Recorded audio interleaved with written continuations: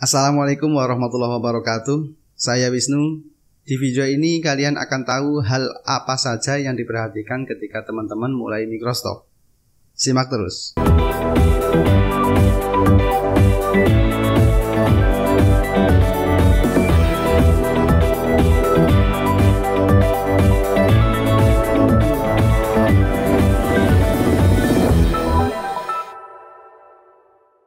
Bagi kalian yang baru pertama kali mengunjungi channel ini, di channel ini membahas hal yang berkaitan dengan microstock. Microstock adalah sebuah bisnis online untuk mendapatkan income dengan cara menjual file digital seperti desain, foto, footage, musik, dan lain-lain. Untuk itu, jika kalian tertarik dengan channel ini, silakan subscribe. Di video ini saya akan membahas hal-hal yang perlu diperhatikan ketika pertama kali memulai di microstock.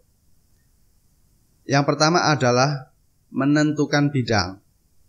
Seperti yang kalian ketahui, microstock menyediakan banyak sekali source file kreatif seperti template desain, fotografi, footage video, ataupun musik. Jadi kalian perlu menentukan salah satu bidang yang akan ditekuni. Terus, bidang apa yang cocok untuk teman-teman? Saya ada saran buat teman-teman, cara untuk menentukan bidang apa yang harus kalian pilih. Yaitu, tentukan sebuah bidang yang paling dekat dengan kehidupan sehari-hari kalian. Misal nih, kalian sekarang masih bekerja di sebuah kafe. Nah, kalian bisa tuh sambil foto-fotoin produk makanan atau benda-benda di sekitar kalian untuk jual di microstock. Atau contoh lain, kalian bekerja di kafe tapi di bagian desain flyer atau admin sosial media kafe tersebut. Kalian bisa sambil mengumpulin template-template desain untuk diupload di microstock. Tapi jangan jiplak ya. Terus, alasannya kenapa harus demikian? Jadi begini teman-teman, konsep dasar bisnis microstock itu menabung teman-teman. Menabung aset digital sedikit demi sedikit dan semua itu butuh konsisten. Kenapa saya sarankan sesuatu yang dekat keseharian teman-teman, yaitu untuk menjaga konsisten itu tadi. Sampai di sini paham ya? Bagi kalian yang sekarang masih mengikuti kontes desain, kalian bisa juga kumpulin file-file desain yang tidak menang kontes untuk kemudian dijual di microstock. Proses ini sudah banyak dilakukan oleh teman-teman microstocker. Atau kalian salah satunya? Jika iya, tolong tulis pengalaman kalian di kolom komentar ya. Yang kedua yaitu gabung di grup sosial media. Silahkan kalian gabung di grup microstock yang ada di sosial media kayak Facebook, grup WhatsApp, atau baca-baca artikel di website yang membahas tentang microstock. Dan ini saya lakukan ketika awal mulai microstock. Karena dengan kita gabung atau mengikuti grup tersebut, kita bisa scrolling mencari informasi yang kita butuhkan. Kemudian kita juga bisa belajar berbagai banyak hal. Bahkan seringkali kita menemukan motivasi. Kayak ada teman di grup yang membagikan kisah sukses mereka dari awal mulai bisnis microstock. Dan itu secara tidak langsung membuat kita termotivasi dan terpacu supaya bisa sukses juga kayak mereka ya kan? Dan yang paling penting adalah memperluas pertemanan dalam bidang yang sama. Tentunya itu akan membuat kita lebih semangat lagi supaya kita tetap konsisten. Dan yang ketiga, yaitu fokuskan atau maksimalkan di 5 agensi atau market dulu. Jadi fokuskan dulu di 5 market yang mempunyai potensi besar. Saya yakin semua agensi masing-masing mempunyai potensi, tapi kita ambil maksimal 5 top agensi yang potensinya paling besar. Berdasarkan pengalaman saya ketika baru mulai terjun di microstock pada waktu itu, saya fokus di Shutterstock, Freepik, Adobe Stock, Vector Stock, dan Dreamstream. Alasan saya kenapa milih market yang saya sebutkan tadi adalah dari segi pendaftaran pada waktu itu masih mudah, royalti dan sales masih tinggi, trafficnya juga masih bagus, kemudian approval item yang masih mudah. Dan tentunya berbeda jika kalian memulai microstock di tahun ini. Karena setiap detik bisnis apa saja akan mengalami adanya perubahan. Entah dari traffic, harga, ataupun kebijakan intern yang sewaktu-waktu dapat berubah. Dan yang perlu kalian ingat, yaitu silahkan kalian fokus upload ke 5 agensi terlebih dahulu. Karena apa?